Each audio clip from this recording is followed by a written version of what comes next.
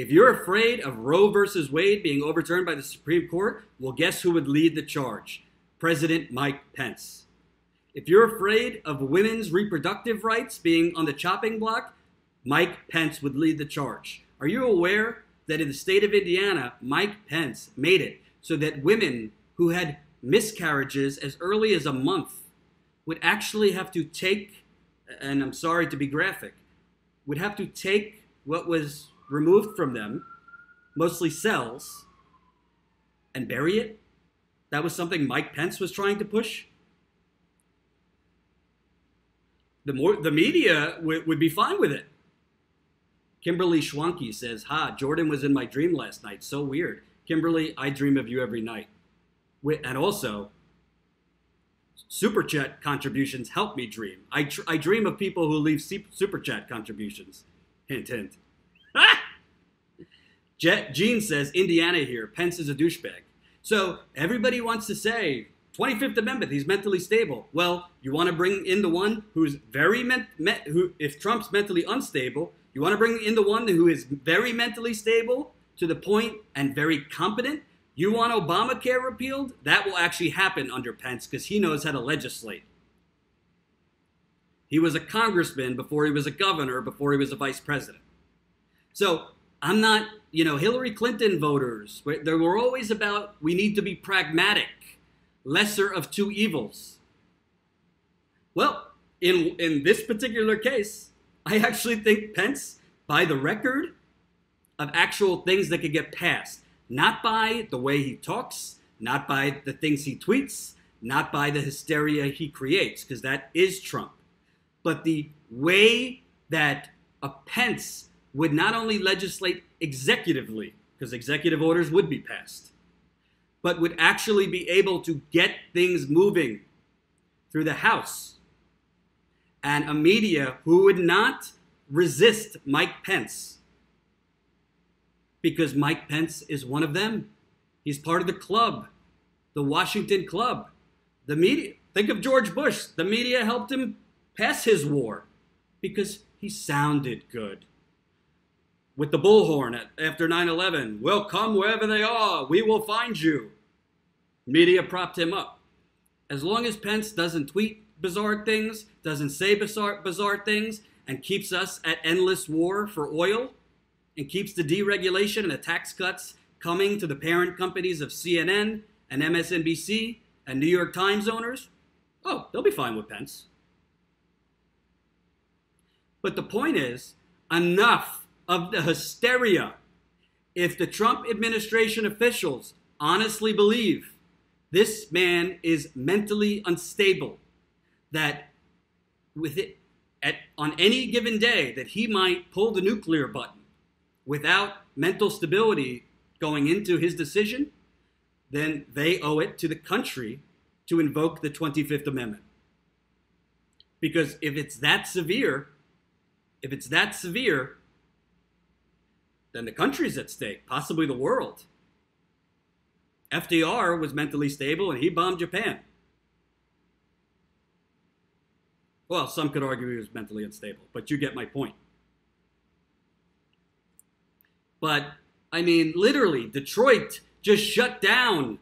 Detroit schools just shut off its water because they found high, insane lead levels. Citywide. Water shut off. This is our children. Not a mention. Not a mention in the corporate media. Bob Woodward wrote a book about Trump and people call him an idiot and a moron.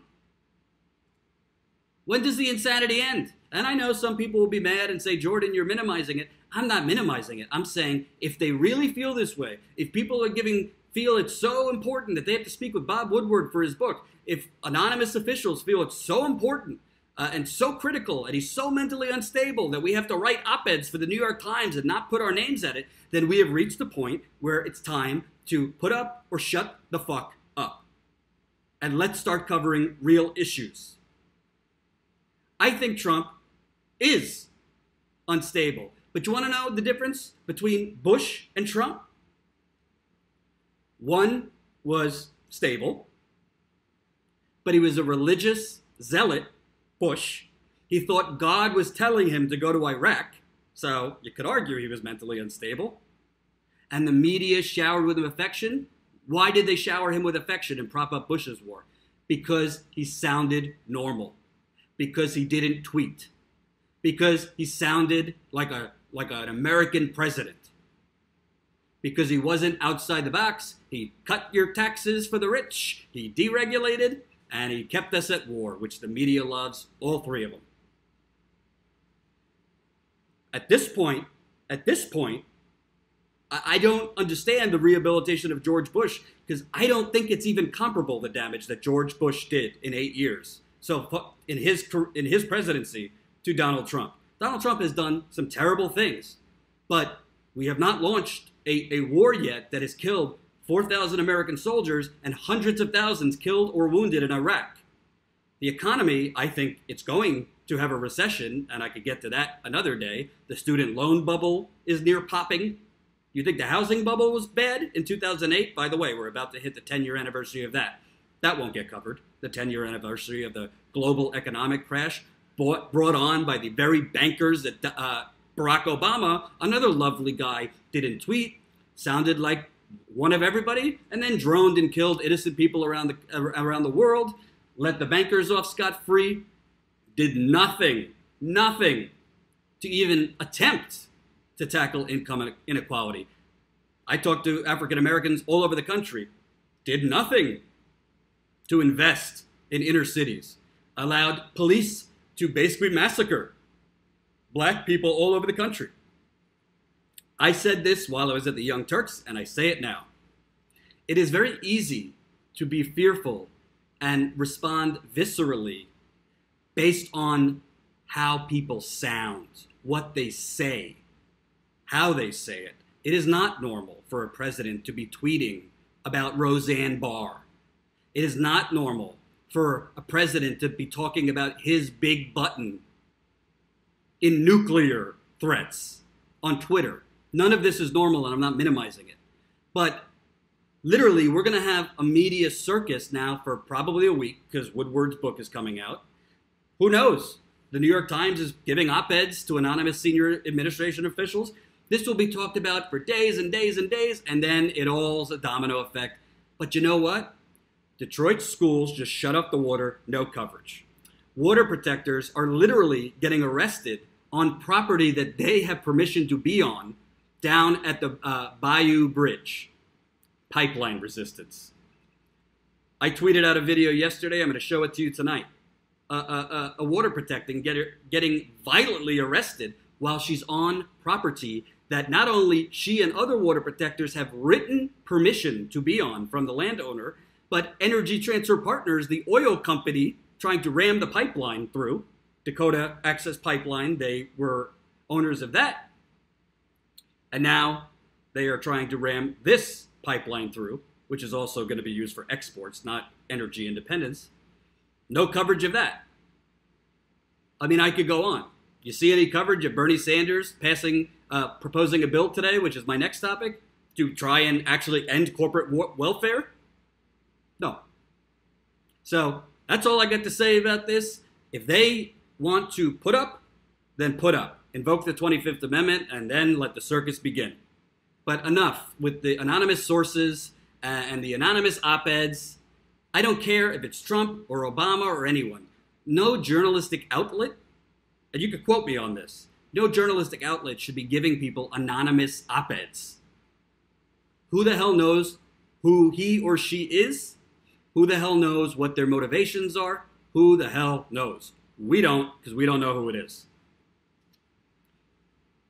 Moving on from one ridiculous story to one, oh, wait. One more thing. I'll just play you this. I have written a letter to the President of the United States, which I'm sending today, that carries a simple message on behalf of the American people. Mr. President, it is time for you to resign the office of the presidency for the good of the United States and her people. It has become clear to Congress and the American people, especially those of us who do not exclusively watch sanitized versions of the news on the president's most supportive media outlets, that for decades the president led a vast criminal enterprise that went on to engage in criminal activity during the 2016 campaign for the White House and engaged in criminal activity since taking the office of president. The fact is clear. The president is the target of multiple criminal investigations on several fronts. Number one, the violation of federal election laws, including the failure to report payments and contributions as required under campaign finance law. So I'm not going to play that whole thing. My point to you, at least whether you agree with it or not, at least Gutierrez is taking action. He sent a letter and asked for his resignation. If congressmen or women are going to call for action, you need to resign, whether it's for political purposes or not. Then these Trump administration officials, you're not part of a resistance if you're an anonymous resistance. You're not part of a resistance if you're simply gonna, anonymously, talk shit in a book or on the pages of the New York Times. That's not a resistance. That's kind of like Mean Girls in high school. I did watch Mean Girls and I thoroughly enjoyed it. Not too proud to say so. So I'm not saying one way or the other. I think Pence is more dangerous. I've told you why. I will elaborate more on that in a more prepared report tomorrow. And I will go through the list. But everybody in the media needs to shut up, report on real news. I know it's not going to happen, but this is my, early Christmas wish, and I'm Jewish. Everybody needs to focus on real issues.